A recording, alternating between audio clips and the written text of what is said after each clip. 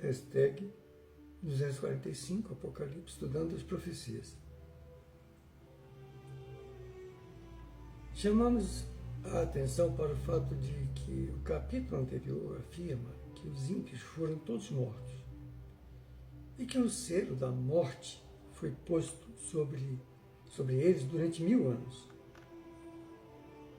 E João, evangelista, o profeta, tem visto apenas o grupo dos justos que tomam parte na primeira ressurreição. Para evitar a doutrina das duas ressurreições, alguns pretendem que a passagem, abre aspas, mas os outros mortos não reviveram até que os 1000 anos se acabaram, fecha aspas.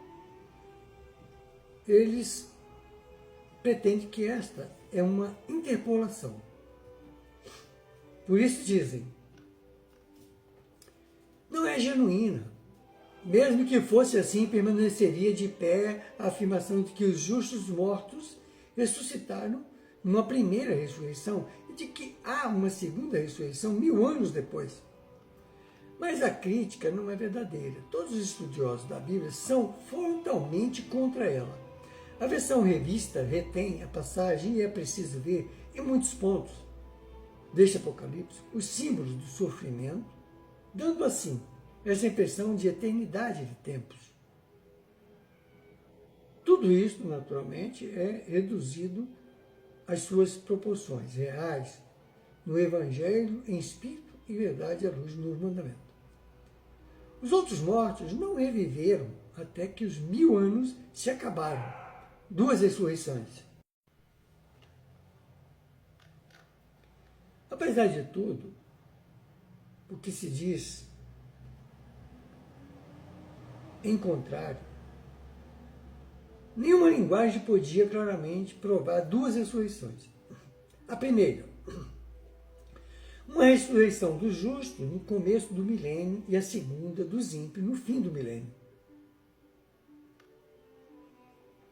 A segunda morte não tem poder sobre os que tomam parte na primeira ressurreição.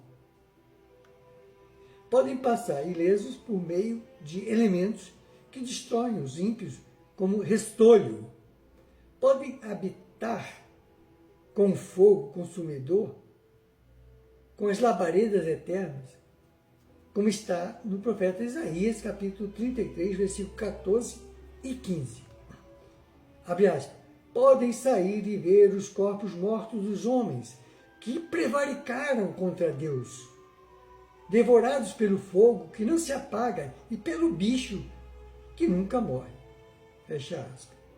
Bom, também no profeta Isaías, capítulo 66, versículo 24, a diferença entre os justos e os ímpios sobre esse aspecto consiste em que, ao passo que Deus é, para os últimos, um fogo consumidor, é, para o seu povo, o sol e um escudo, uma proteção eterna. Perceberam a diferença? O que Deus é para um e o que Deus é para outro? E os ímpios ressuscitados. Os ímpios que ressuscitaram no fim do milênio voltam de novo à vida como foi outrora real a sua vida na terra. Negar isto é violentar esta passagem.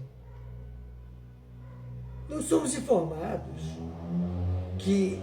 em que condições físicas ressuscitarão.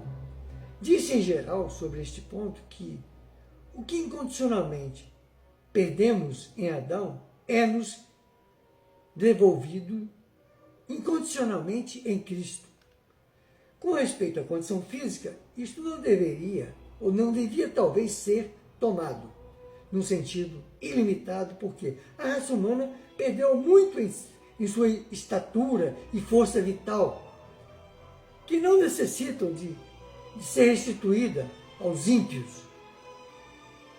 Se regressassem à normal condição mental e física que possuíam durante a vida, ou enquanto durou o tempo de graça, isto bastaria, por certo, para poderem receber, por fim, inteligentemente, a recompensa que lhes é devida por todos os seus atos.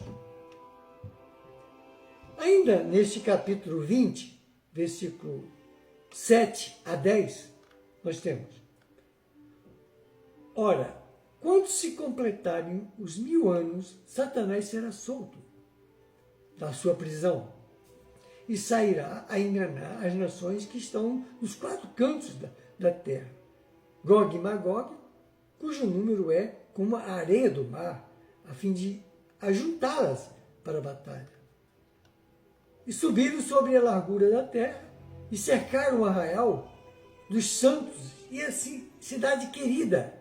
Mas desceu do céu fogo e os devorou.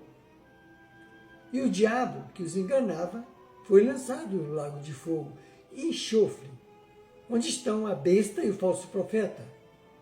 E de dia e de noite serão atormentados pelos séculos dos séculos. Bom, é a perdição dos ímpios. No fim do milênio, a santa cidade, a Nova Jerusalém, em que os santos habitaram no céu durante esse período, desce e é situada sobre a terra. Torna-se o acampamento dos santos, à volta do qual se reúnem os ímpios ressuscitados, inumeráveis como a areia do mar. O diabo engana-os e os reúne para esta batalha. São introduzidos a empreender uma guerra ímpia contra a santa cidade, na perspectiva de ganharem alguma vantagem contra os santos. Satanás persuade-os, sem dúvida, de que podem vencer os santos, desapossá-los da sua cidade e manter a posse da terra. Mas desce fogo do céu da parte de Deus e os devora. Moisés Stuart, influente teólogo e estudioso bíblico norte-americano do século XIX, em sua obra A Commentary on the Apocalypse, um comentário sobre o Apocalipse, volume 2, página 369, admite que a palavra aqui, traduzida por devorou, expressa uma ação intensiva e significa comer, tragar, denotando completo extermínio. Este é o tempo da perdição dos ímpios. O tempo em que os elementos ardendo se desfarão e o mundo e as obras que nele há se queimarão. Como está na advertência de São Pedro, na segunda epístola, capítulo 3, versículos 7 a 10. Abre aspas. Mas os céus e a terra de agora, pela mesma palavra, têm sido guardados pelo fogo, sendo reservados para o dia do juízo e da perdição dos homens ímpios. Mas vós, amados, não ignoreis uma coisa, que um dia para o Senhor é como 1000 anos, e 1000 anos como um dia. O Senhor não retarda a sua promessa, ainda que alguns a tenham por tardia, porém é longânimo para convosco, não querendo que ninguém se perca, senão por todos, que todos venham a se arrepender, ou arrepender-se. Virá, pois, como ladrão o dia do Senhor, no qual os céus passarão com grande estrondo, e os elementos ardendo se dissolverão, e a terra e as obras que nela há serão descobertas. Fecha aspas. Bom, à luz destas palavras, ou destas mensagens, podemos ver como existe o dom de receber sua recompensa na terra, fato que está nos Provérbios, capítulo 11, versículo 31. Abre aspas. Eis que o justo é castigado na terra. O justo, hein, é castigado. Quanto mais o ímpio e o pecador. Fecha aspas. Vamos para a próxima hashtag.